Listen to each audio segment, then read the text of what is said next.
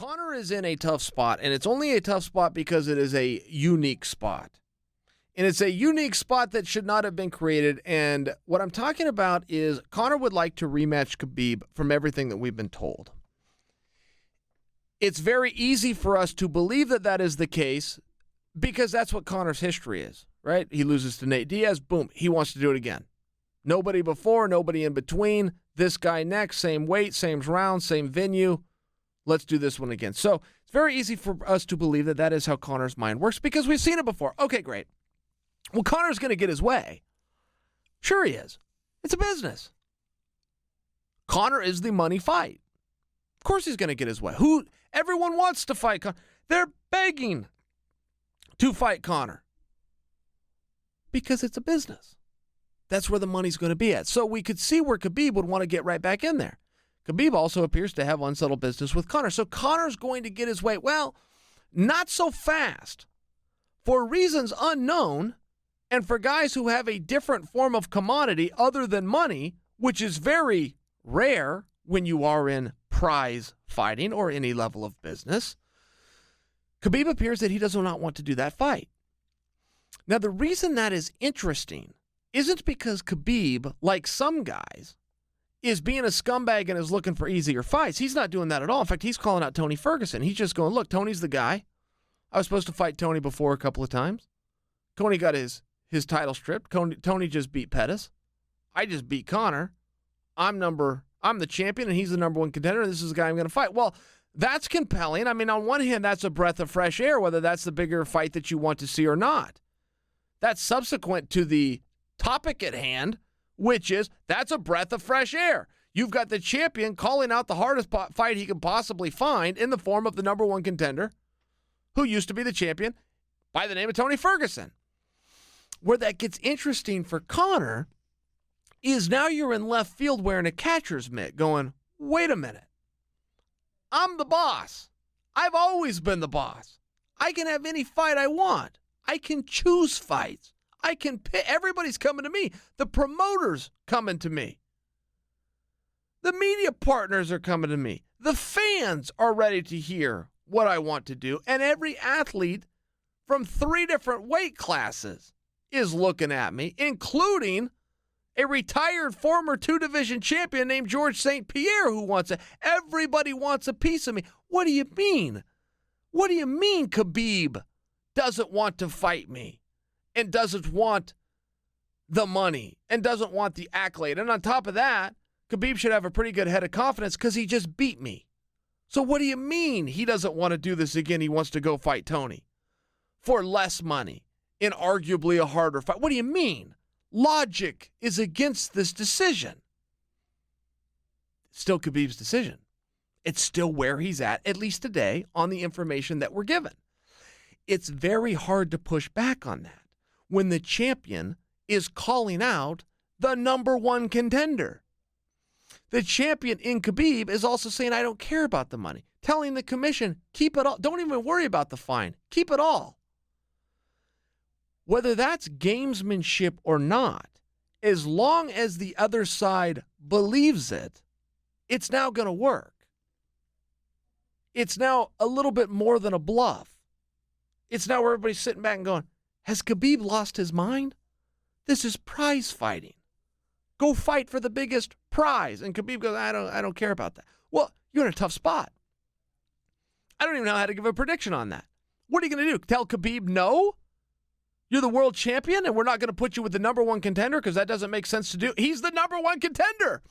It's a very unique spot. And it's a unique spot for Conor. And all the cards, if you're following logic and capitalism, appear to be on Conor's side. But for some reason, he's still getting an adverse answer to the one he wants, which is interesting. So what does he do? What does the promotion do? Go and do go do Khabib and Tony? Wait to see what happens to bring Conor back? Try to talk Conor into a Diaz fight. All of a sudden, Diaz's dance card just became open. When does Conor want to fight? Does he want to do this sooner or does he want to do this later? Can you get Conor to move? Conor may not budge. He didn't when it came to Diaz the second time. Conor didn't budge. Said, I want Diaz. I want him at the same weight class. I want him in fight. I want everything to be the exact same all the way down to the arena. Okay. And he would not budge. Okay. So what does he do? It's a very tough spot, and it's a very interesting spot when you look at it from a negotiating standpoint.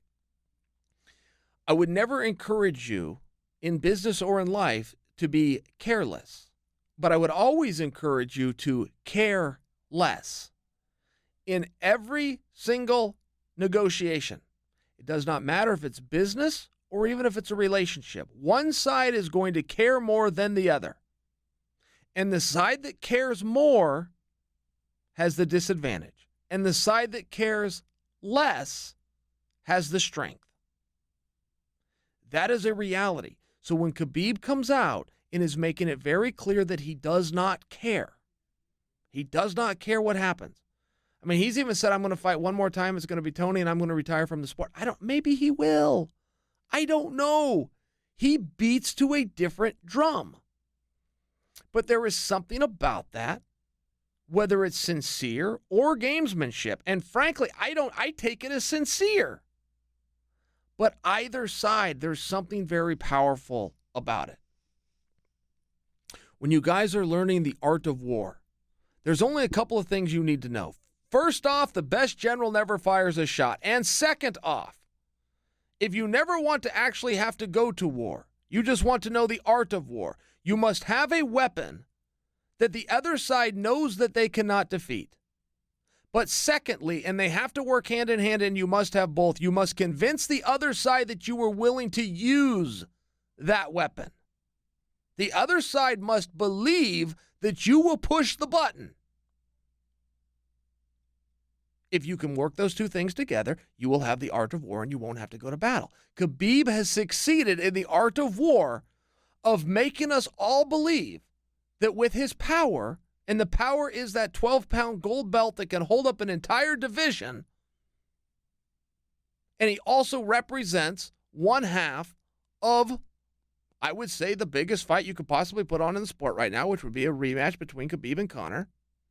When he represents that, and lets the other side know that he's willing to use it, which is the eject button in this case, which is the retirement button, which is the go fight somebody that is not named Conor button. It's very fascinating, and it creates a tremendous amount of power. And I don't know how this will play out. I don't know. But it seems as though with the two minds of Conor and the needle-moving draw ability that he has versus Khabib, with the disciplined stance on principle, an undefeated record, and a 12-pound gold belt, it seems like you have two very immovable objects that history says come together. History says this should be an easy one. This should be a slam dunk. Because after all, this is a prize fight. And whether you like the guy you're standing across from or not, whether you trust the son of a bitch you're standing across from or not, like it or not, you are partners. If even for a night, if even to never speak again, if even in a tumultuous relationship that you do not wish for on your own, you are partners with him. And partners in business set out to make money. So when Khabib comes in with a stance of, no, I'm not going to work with my best partner. I'm going to go out and do just as hard of a fight, with just as hard of a weight cut, with just as much to risk, which is prestige and a title and a championship and a legacy and a record. And I fully understand that for this tremendous risk, I am going to be compensated less. And I don't care because I stand on principle and this is what I want to do. When he goes out and does that, I'm just fascinated by it. We've really never seen this kind of a spot before. We've really never seen somebody in this kind of predicament. And what do? How do you punish a guy? You know, we're a little bit ahead of ourselves because when you do speak of punishments, right now it's not totally up to Khabib. The funniest thing that had happened in that entire fight with Khabib and Conor, from an actual point of humor, of laughing out loud, and there was some very serious stuff there, but there was one piece where I about fell out of my chair, is when Khabib jumps over the fence, causes a melee, attacks Dylan Dennis, his own guys go in the crowd. It's so bad they can't even put the belt around. They can't even make the announcement to the crowd. It's such a terrible spot. He shows up to the press conference and says, why you guys still talk about this? I jump over the cage. Why you still talk about this? The reason it was so funny is because he included the word still. Why are you still talking about it? I'm looking at my watch going, Khabib, that was 8 minutes ago. That just why are we still talking about it? Why are you still talking about it? I jump over the cage. Why are you still talking about this? It was so funny. Some things were even forgiven, right? Humor solves everything. But he does, the reality, aside from the humorous spot of it, is he has to go before the commission. Until we get that result, it's very tough to make any kind of predicaments on, is he going to be fighting Tony like he says he wants to do? Are they going to be able to do the Conor thing like they say they want to do and Conor says he wants to do? Is it going to be none of the above? And that's the elephant in the room that nobody's discussing. Khabib is going to sit. They are going to come down on him. Does that mean he sits for 6 months, or does that mean he sits for 12? They may choose that it's 6, that it's less time, send him back in there, and take 40% instead of 20. Take 30% instead of 10. Right? They have 2 ways to punish him right now. And they may just say, listen, we have such a big nut in this $2 million purse that we have upheld that we can just punish him financially, do the sanction that away, and then make him go out there and work. And that would be fair. That would be one way to do it. I just tend to think they're going to do both. I think they're going to grab some money and make him sit. But let's see what happens. I don't come to you with any more than a bit of a guess on that.